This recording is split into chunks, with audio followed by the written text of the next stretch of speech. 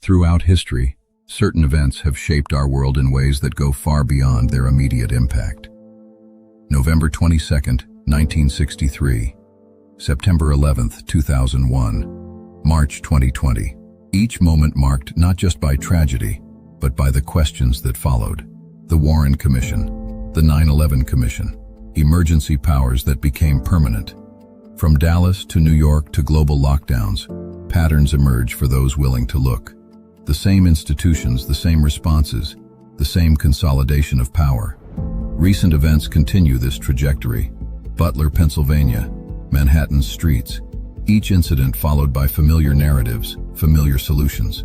Meanwhile, in boardrooms from Davos to Bilderberg, the world's most powerful gather behind closed doors. Central banks coordinate policy. Intelligence agencies share resources. Global forums set agendas that nations follow. The World Economic Forum speaks of stakeholder capitalism. The Bilderberg Group meets in secrecy. Ancient orders maintain their influence. Some call it conspiracy, others call it coordination. But the connections are there, documented and undeniable. The question isn't whether these networks exist, it's whether we're brave enough to acknowledge their influence on the world we inhabit. The dots are there. We just have to be willing to connect them.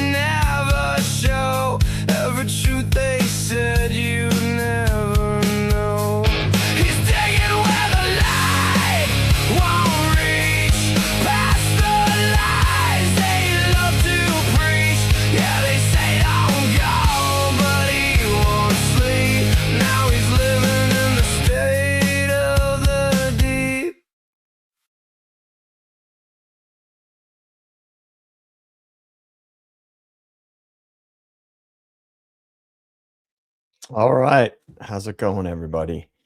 I just wanted to do a quick video sort of reacting to last night's stream that the Custody Queens Off the Clock with Ron and Outkast did, doing their second interview with Christopher Whitcomb. And it was great. It was a very good, very interesting interview. And I just had some general thoughts about it. So this video won't be too long. I just wanted to check in and give you my thoughts. So basically, Christopher Whitcomb wrote the book Broken Plea about the Idaho 4 student murders.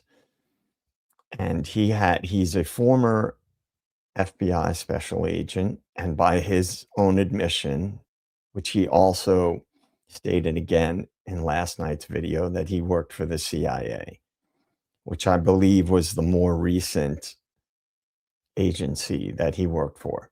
Anyway, so the book was very compelling.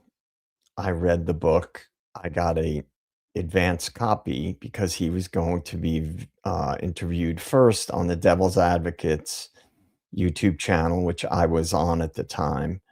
And I was on the stream when he was interviewed the second time after the pre-recorded video that DA did. We did a live with Chris Whitcomb. And what I tried to do is just essentially listen to his take on the book and also listen to how he answered questions, if there were things that he was willing to answer or things he was trying to steer away from. So I personally get a lot out of the way that people respond to things. And as always, the Custody Queens were great. They did an awesome job.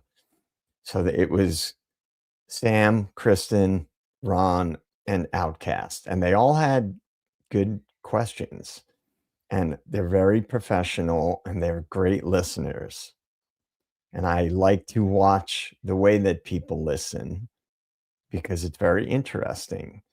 And you see how they respond to what the person they're interviewing says. So, anyway, some general thoughts. Again, Chris Whitcomb continually stayed on what he wrote about in the book. He would never give his theory about what really happened. He's very good at focusing the interview and the direction of the interview. I'll be interviewing the custody queens and hopefully Ron, hopefully all of them on the 28th, August 28th, which is a Friday. And I'll be meeting with them at 4:30 Eastern Standard Time. I haven't decided yet if it's definitely going to be alive, but most likely it will be alive. So I'm going to just interview them and have a little discussion, but more than anything, I want to get their overview after all this time because they've interviewed now Christopher Whitcomb twice. They interviewed Dr. Turvey, who was a defense forensic analysis expert, and Chris Holland, who was also, I believe, a forensic investigator. And so they've had all these different interviews and a lot of different information has come out. And I just want to get their take after everything they've seen, after everything they have heard, rather than me regurgitating my theory, which has not changed much, if at all. So, in the times that I have been on stream with Christopher Whitcomb in his interview on the Custody Queens, Off the Clock with Ron, his interview on Birdie Bombshells, and his interview with Lana from Truth and Transparency, I've noticed that he steers the interview very strategically. He's a very smart man. You don't have the kind of career that he had without being a sharp guy. So I thought that what I noticed was he's very, very good at keeping the interview within the scope of what he wants to talk about. And he won't divert from that. He sticks to the book, which is very smart. And he doesn't give opinions. Now, look, if you think about it, anybody who's writing a book has to formulate opinions about the subject matter that they're writing about, especially a controversial high profile case like the Idaho 4 case. Now, since Brian Kohberger had made a statement that he wanted to withdraw his guilty plea, apparently Chris Whitcomb seems as if he's leaning towards writing a sequel to the book if there's a new trial. That's what I got from it. It seemed like he was pretty clear about that. In my opinion, when you have somebody that has a background like Chris Whitcomb, where he was a special agent for the FBI, involved in some very high profile events, and he was also admittedly working with US intelligence overseas, which he stated clearly last night that it was the CIA. You have to ask the question, are they working on behalf of another interest or another agenda as somebody that's trying to steer the narrative, to shape public opinion? Now, I understand that if in fact that is what he was tasked with, then that was his job. I've spoken about this before. If someone is working for certain interests and it's their job to steer a narrative or shift public opinion, then you can't. I look at it two ways. And on one hand, is it really for the benefit of the public that we have people that have worked with and potentially are still working with powerful institutions to shape and shift public discussion and public opinion. It's, in my opinion, it's a controversial subject. But if that was the guy's job and that is what he was brought in to do, then he's doing his job. So, I understand that the way that I look at the case is probably different than some other creators because I tend not to focus too much on the bits of information that has been drip dropped out over the last few years with released documents and body cam footage and interviews relating to the case. I tend to look at the bigger picture stuff. Now, the custody queens off the clock and Ron, they are attorneys. They are going to focus on details that I would not be qualified to dissect and analyze. That's why I enjoy watching their interviews and their streams because they're very analytical, but they also are basing it off of their expertise, their legal expertise, their experience. So they would be looking at different things than I would, simply because it wouldn't make sense for me to try to analyze things from a legal perspective because I don't have the background to do that. Now, when I got done with the interview, it seemed pretty clear, their last interview, that was last night, that Christopher Whitcomb did not want to introduce his personal ideas and any of his personal theories. Now, I have mixed feelings about this. I understand that he wants to stick to the book. He's former law enforcement and in US intelligence, so he doesn't want to say anything that might expose information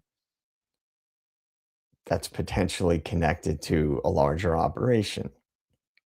However, like I said, if you write a book and you're digging into all the information, you're a human being, you either know what really happened because you have inside information, or you have an opinion about what really happened. So I would prefer that people are good faith actors in that they give what they genuinely think and feel about something when they're being interviewed. That's just me. Now, Birdie just started a 4-part series. There should be the second part should be released today at, I believe, 12 p.m. Eastern Standard Time, where he's sort of going back and he is looking at what elements, what things were in place before, during, and right after the crimes, which is what I think should be looked at. Because I've said it many times on different streams, as you get further away from the event itself, a high profile event, you get flooded with a lot of the zone, quote unquote, gets flooded with a lot of different information, and people tend to get further away from some of the big picture things that were in place early on that may have had a significant impact on what happened, whether it be contributing to the event or how the public narrative is shifted because of the event and what information supersedes the earlier information. Anybody who's followed the Idaho 4 case knows what I'm speaking about. There's been so much information that has come out over time that has been trickled out in dribs and drabs. And then what happens is you start to get further away from things that maybe are the bigger, more important aspects. Now, I respect all the content creators that are really, really good at digging into the minutia, the small details. I respect that. It's just the way that I look at high profile cases is I tend to like what Birdie's doing now. I tend to focus on what are some important and potentially very influential things that were happening that could be related to what happened, or at the very least, be critical to how the narrative gets influenced over time. So I think the custody queens and Ron and Outkast were focusing, they're smart. They know you have to focus on what the guest is going to be the most well schooled in. And if they don't want to give their opinion, you can't force them to give their opinion. You have to be respectful of what their boundaries are. So I think they did a really good job of listening. This is what I got from it. I saw them all very intently listening to how Christopher Whitcomb responded to the questions that they asked, what he chose to offer information and expand on. So I think that you can get a lot from that if you pay attention. I did. I think I have a pretty clear idea of what things Christopher Whitcomb does not want to talk about and why he doesn't want to give his opinion. It's very strategic, and I don't have the background that he had, and I certainly don't have a legal background. But I do tend to read people and pay attention to body language and how they are shifting a conversation. Anyway, I am looking forward to interviewing the custody queens and Ron. I hope all four of them, all three of them are available. And because I have a lot of questions that I want to ask them about what they have seen and what their take on the case is from a big picture perspective. Anyway, I just wanted to give a quick reaction. In summary, I thought Christopher Whitcomb was being very strategic in the way that he answered, what he chose to avoid, and the things that he teased out a little bit. And I look forward to his next book if this goes to trial, if there's another trial, because I'd like to see if he does reveal any of the information that he says that he saw, but has not spoken about yet. So with that, I'm planning to do lives this upcoming Saturday and Sunday at 8 p.m. Eastern time. Couple of different topics we're thinking about discussing, which I'll release when I schedule the live stream. So thanks for checking in. Please like and subscribe to the channel. Check out Birdie's new series. Follow the Custody Queens Off the Clock with Ron and Outkast. And I'll catch up with you guys soon. Take care.